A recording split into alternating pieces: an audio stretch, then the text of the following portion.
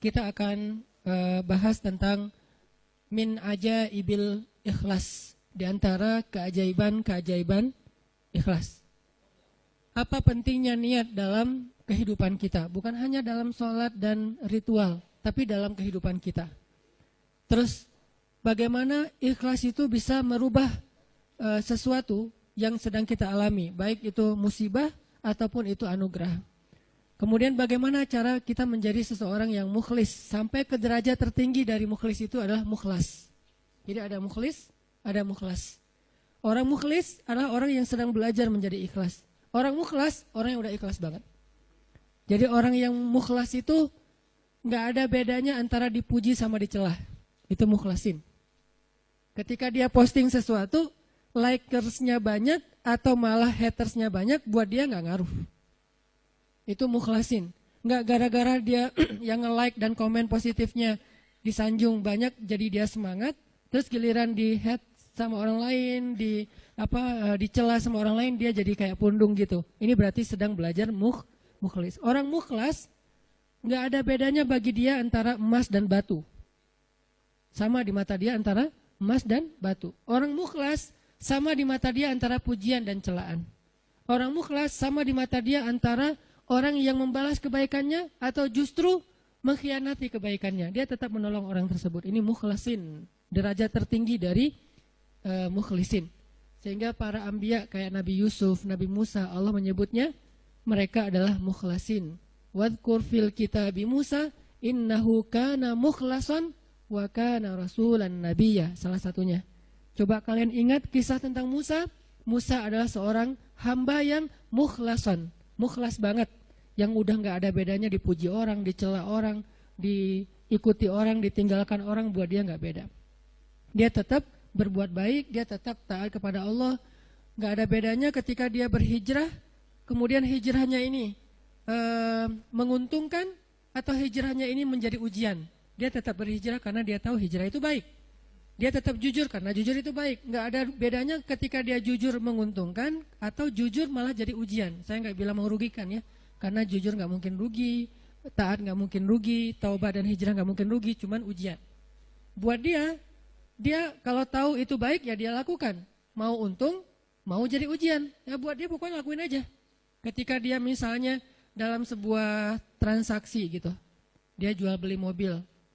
Kadang-kadang gara-gara terlalu jujur, apalagi jual beli mobil second gitu, kalau jujur resikonya kan agak susah cari untung nih.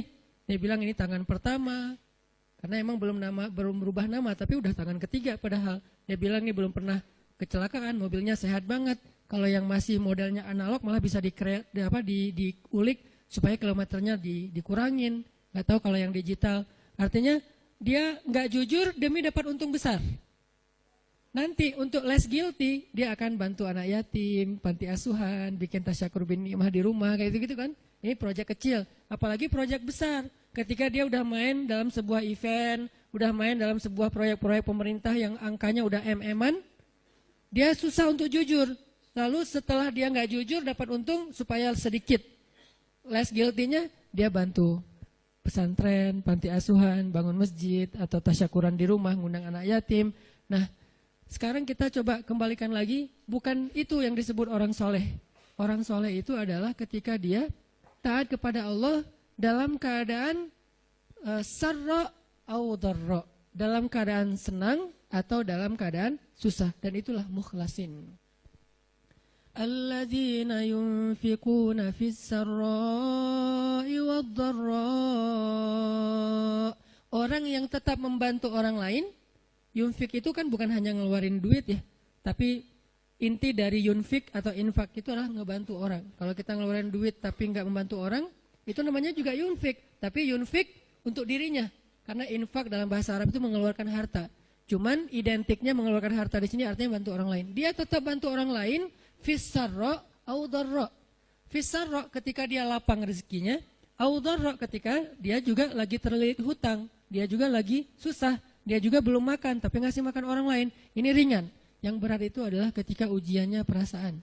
Dia tetap bantu orang itu, walaupun orang itu mungkin melupakan kebaikan dia. Dia tetap bantu orang itu, walaupun orang itu adalah pernah nge-unfollow dia. Dia bantu orang itu walaupun orang itu ngeblok dia. Yang lebih berat lagi, dia bantu orang itu walaupun orang itu pernah mutusin dia.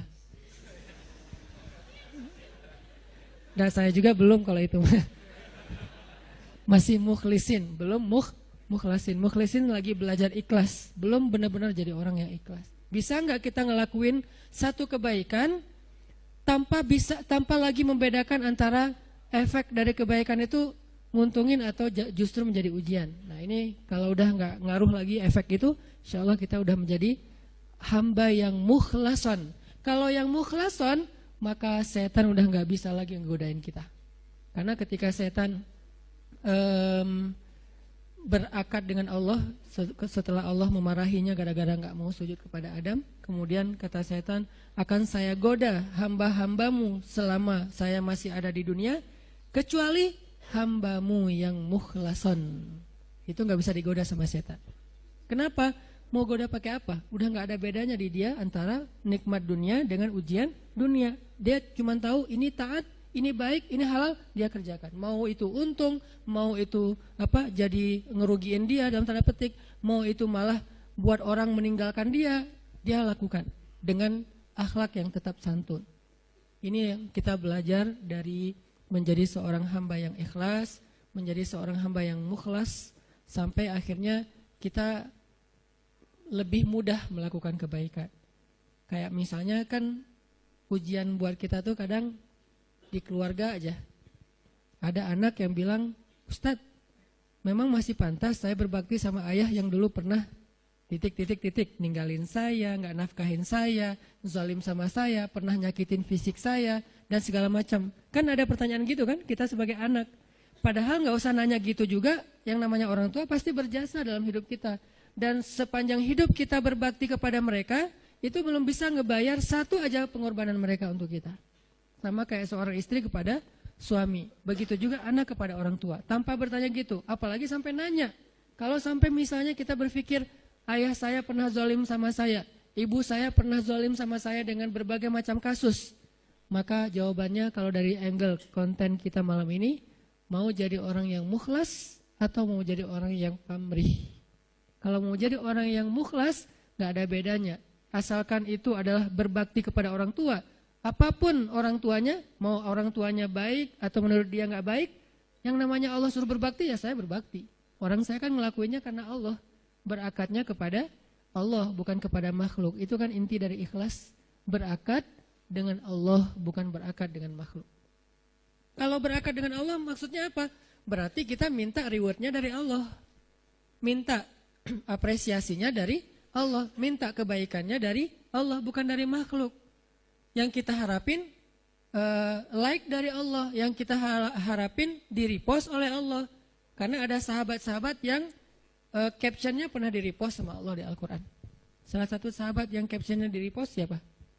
Umar bin Khattab. 3 kali di-repost oleh Al-Quran.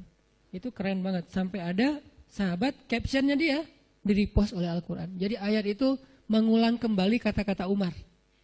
Salah satunya di surat At-Tahrim, kemudian nanti ada di surat Al-Anfal, kemudian ada juga di surat Al-Ahzab. Allah nge-repost kata-kata Umar bin Khattab. Ini menunjukkan bahwa ikhlas banget, yang diharapin adalah reward dari Allah, apresiasi dari Allah, anugerah dari Allah, hadiah dari Allah, kebaikan dari Allah.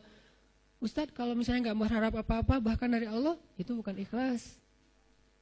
Karena makna ikhlas itu bukan tidak berharap apa-apa. Makna ikhlas itu murni. Arti murni berharap hanya kepada Allah.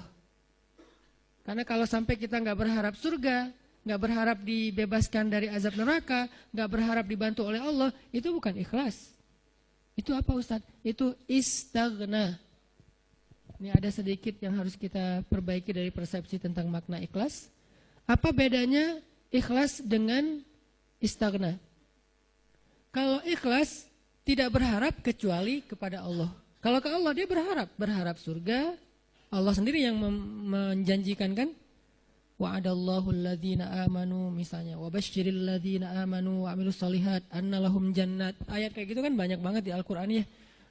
Allah menyediakan untuk mereka ampunan, Allah menyediakan untuk mereka surga, Allah menyediakan untuk mereka kebaikan. Wa may yattaqillaha yaj'al lahu makhraja wa yarzuqhu min haitsu la yahtasib, yukaffir anhu sayyiati wa yu'dhim lahu ajra, yaj'al lahu min amrihi yusra. Ayatnya banyak banget. Kalau Allah udah nawar-nawarin terus kita bilang, "Dah saya mah enggak butuh itu." Itu namanya istaghna. Istaghna arti bahasanya merasa enggak butuh. Terjemahan lebih umumnya lagi, sombong. Jadi kalau kita nggak berharap apa-apa ke Allah, justru Allah tuh nggak suka. Bukan Allah salut, hebat ya hamba ini ya, ngelakuin kebaikan nggak berharap apa-apa. Enggak, itu Allah nggak suka. Kalau kita ke teman, kita suka. Karena ketika dia berharap sesuatu ke kita jadi beban. Kalau Allah itu nggak jadi beban, jangan samakan Allah dengan makhluk. Ketika kita berharap terus Allah jadi beban. Ntar dulu saya mau cuti, kenapa? Bebannya banyak banget, semua orang berdoa ke saya. Kan nggak gitu Allah. Masa ketika kita berdoa Allah jadi beban? Bukankah Allah berfirman, Kullu yaumin huwa fi sya'an. Setiap hari Allah sibuk, walaupun sibuk, wala ya'uduhu hifzuhuma. Allah enggak pernah kerepotan. Wala ya'uduhu hifzuhuma. Allah enggak pernah kerepotan untuk memelihara, menjaga dan memberikan hak huma, langit dan bumi dan apa yang ada di dalamnya. Jadi ikhlas itu bukan enggak berharap apa-apa, teman-teman. Ikhlas itu tidak berharap kecuali kepada Allah saja. Ke Allah berharap surga. Ya Allah beri saya surga. Sampai Nabi bilang, kalau kalian minta surga, mintalah surga Firdaus yang paling tinggi. Jadi puncaknya Firdaus. Apakah Nabi kurang ikhlas? Bukankah ikhlas kita belajarnya dari Nabi? Adakah yang lebih baik ikhlasnya daripada Nabi? Tidak ada. Bahkan para anbiya pun belajarnya kepada Rasulullah seandainya mereka sezaman. Bukti mereka Nabi lebih baik dari mereka apa? Semua Nabi itu nggak mention Nabi Muhammad. Semua Nabi, dari mulai Nabi Adam, Nuh, apalagi Rasul ya, Nuh, Musa, Ibrahim, semua Nabi dan Rasul pernah mention tentang @Muhammad_Abdullah. Semua pernah mention di postingan mereka. Bahkan banyak kayak Musa sering, Nabi Ibrahim bahkan dalam doa-doa beliau nggak mention Nabi kan. Sehingga Nabi Muhammad itu udah dikenal dari sejak zaman Nabi Adam. Kapan ya Muhammad datang? Lewat satu zaman, belum muncul. Lewat zaman kedua, kapan ya Muhammad yang dimention itu datang? Jadi setiap umat yang soleh, pasti nungguin Rasulullah loh. Umat Nabi Adam nungguin Nabi Muhammad, umat Nabi Nuh nungguin Nabi Muhammad. Tapi mereka tahu bahwa Nabi ini akan muncul, cuman gak tahu kapannya. Ternyata beruntungnya kita, beliau muncul dan kita menjadi umatnya. Yang pengen jadi umat Nabi Muhammad itu bukan cuma kita, teman-teman. Semua umat Nabi itu pengen jadi umat Nabi Muhammad. Walaupun mereka nggak bilang, aduh nyesel jadi umat Nabi Musa. Nggak gitu juga sih. Mereka menghargai Musa, cuman mereka juga kayak berandai-andai punya wish gitu ya. Bisa nggak ya jadi umat Nabi Muhammad? Kenapa? Karena Nabi Muhammad ini paling keren, paling luar biasa. Ya Sayyidul Anam, bukan cuma Sayyidul Anbiya, Sayyidul Anam, pemimpinnya semua manusia. Bahkan malaikat juga ikut kepada Rasulullah SAW gitu. Para anbiya sholat di Masjid Al-Aqsa diimamin oleh Rasulullah SAW. Jadi nggak ada orang yang lebih baik dalam masalah agama daripada Rasul. Kalau Nabi mengajarkan kita tentang mengharapkan kebaikan kepada Allah dan itu masuk dalam bagian ikhlas, berarti kalau ada orang yang nggak mengharapkan lalu merasa paling ikhlas, ini pasti ada yang miss nih tentang pemahamannya. Enggak. Tetap berharap, ya Allah masukkan saya ke surga. Bahkan doa kita sebelum kita salam, salah satu yang diajarkan apa? Allahumma inni a'udzubika min azabi jahannam wa min azabil qabr wa min fitnatil mahya wal mamat wa min syiddatil fitnah wa min syarri fitnatil masiihid dajjal. Atau doa yang dibaca sama Bilal terus di like sama Nabi itu apa? Yang diposting sama Bilal. Allahumma inni as'aluka ridhaka wal jannah wa a'udzubika min sakhatika wan nar. Itu kan postingan Bilal ya. Yang first like-nya malah Rasulullah. Lalu yang lain pas ngeliat Rasulullah nge-like pada nge-like juga. Akhirnya malah di save gitu postingan Bilal dan dihafal. Kemudian di-repost sampai zaman kita sekarang. Isinya apa itu? Meminta dan berlindung. Berarti mengharapkan kan? Meminta berarti mengharapkan surga dan ridha Allah. Berlindung berarti mengharapkan terbebas dari neraka dan kemarahan Allah. Ini berarti ikhlas. Jadi kalau kamu kenapa puasa? Biar ujian nasionalnya lancar. Oh enggak ikhlas tuh. Ikhlas kalau berharapnya ke Allah. Kenapa tahajud? Biar nilainya bagus. Ikhlas kalau berharapnya ke Allah. Kenapa ini? Karena ini. Kenapa ini? Baik urusan dunia maupun urusan akhirat selama halal ya. Karena kalau kenapa sekarang kamu rajin tahajud biar gua bisa dagangannya laku. Padahal dalam berdagang dia banyak curang. Ini nih agak klise nih. Klise sekali ya. Mirip-mirip dengan orang Khawarij di zaman sahabat. Sampai Nabi bilang gini. Ini klisenya Khawarij ya. Kalau di zaman kita menurut sebagian besar ulama dan saya sepakat dengan itu seperti ISIS. Klisenya Khawarij itu apa? Kata Nabi, kalau kalian membandingkan ibadah kalian dengan ibadah mereka, maka kalian akan meremehkan ibadah kalian.